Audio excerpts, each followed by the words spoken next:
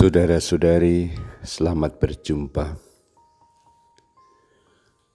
Pada kesempatan ini, saya ingin mengajak Anda untuk merenungkan adorasi sebagai saat kita menyembah Tuhan Yesus yang berkata, "Barang siapa menyambut kalian, ia menyambut aku. Dan barang siapa menyambut aku, ia menyambut Dia yang mengutus aku." Sabda Tuhan ini sabda yang diberikan pada Matius bab 10 ketika Tuhan Yesus mengutus ke-12 muridnya untuk mewartakan Injil. Perutusan Yesus adalah perutusan untuk mewartakan kerajaan Allah. Ketika Tuhan Yesus masih hidup, Dia mengutus para muridnya untuk mewartakan kerajaan Allah. Tetapi nanti ketika Tuhan Yesus sudah wafat dan bangkit, Dia akan kembali mengutus para muridnya. Tetapi kini lain. Ketika sudah bangkit dari wafatnya, Yesus mengutus para murid untuk mewartakan Injil. Dan Injil Yesus Kristus ini tidak lain adalah kerajaan Allah yang sudah terpenuhi dan digenapi dalam diri Kristus. Maka para murid kemudian sampai hari ini akhirnya mewartakan Kristus sendiri yang menggenapi seluruh keselamatan Allah, yang menggenapi kerajaan Allah yang dulu diwartakan Yesus ketika berkarya. Tetapi sabda Tuhan yang kita renungkan pada adorasi kali ini tetap berlaku selalu, meskipun itu diletakkan pada konteks perutusan ke-12 murid ketika Tuhan Yesus belum wafat dan bangkit. Barang siapa menyambut kalian, ia menyambut aku. Dan barang siapa menyambut aku, ia menyambut Dia yang mengutus aku. Di sini Tuhan Yesus mengidentifikasikan diri pada para murid. Artinya, para murid sebenarnya menghadirkan Tuhan Yesus sendiri di tengah masyarakat, di tengah orang-orang yang kepada mereka kita diutus. Barang siapa menyambut kalian, ia menyambut aku. Hal ini yang ingin saya angkat untuk direnungkan dalam adorasi ini.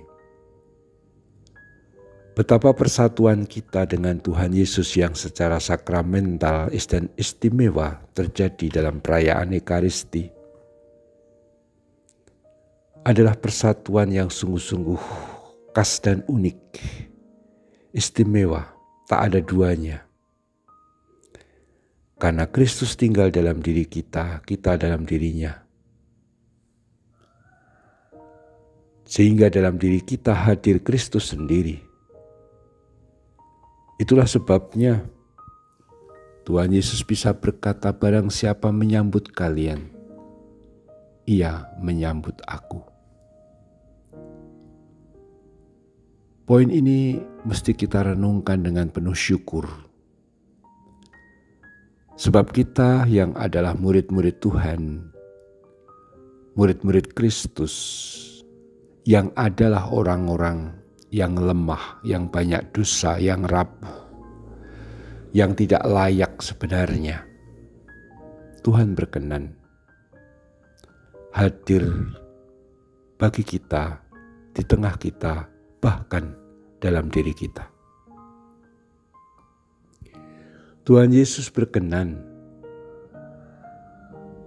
hadir di tengah masyarakat melalui diri kita yang banyak salah ini. Tapi lihat,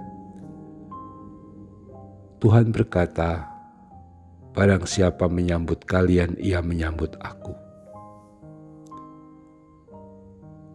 bahwa Tuhan yang mulia, Sang Penyelamat, mau menggunakan kita, orang yang rapuh dan lemah ini, untuk menghadirkan dirinya adalah sebuah keistimewaan, sebuah anugerah yang pantas, sangat pantas kita syukuri dan diterima dengan rendah hati. Dan kita tahu kalau orang menyambut Kristus, ia juga menyambut Bapa yang mengutus Kristus, Tuhan kita.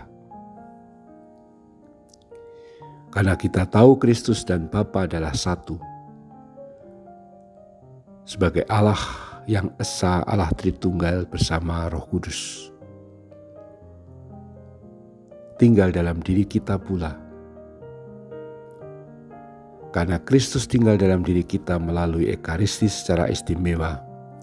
Dan kini dalam adorasi kita fokuskan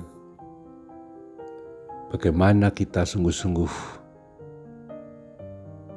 mau mensyukuri dengan sembah sujud kita dalam adorasi ini. Mengakui betapa agung dan mulia dan bijaksananya Tuhan Yesus yang bertakhta dalam sakramen Maha Kudus. Dan betapa rela Dia untuk hadir di dalam diri kita, sehingga yang menyambut kita adalah menyambut Kristus sendiri. Padahal kita ini sebuah bejana yang rapuh, yang tanah liat, yang mudah pecah. Maka adorasi menjadi saat yang bagus untuk mensyukuri anugerah ini, tapi sekaligus juga menantang kita untuk lebih semakin pantas. Kalau Kristus saja mengidentifikasikan diri dengan kita dan berkenan hadir dalam diri kita, maka hendaklah hidup kita menjadi lebih sesuai, agar Kristus yang kita tampilkan lebih sempurna. Kita lebih pantas, lebih cocok, lebih kita bisa sungguh menyesuaikan, sehingga orang semakin melihat diri Kristus yang sebenarnya melalui diri kita. Tapi kita memang harus terus mengupayakan hidup yang pantas tersebut.